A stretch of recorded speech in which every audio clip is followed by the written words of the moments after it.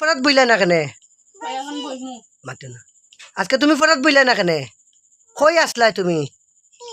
সিলেট সিলেট কিতার লাগি গেছলাই টিপ লইয়া কার গাড়ি দিয়া আব্বুর গাড়ি দিয়া তুমি টিপ লইয়া আইয়া ফরাত বইলাই না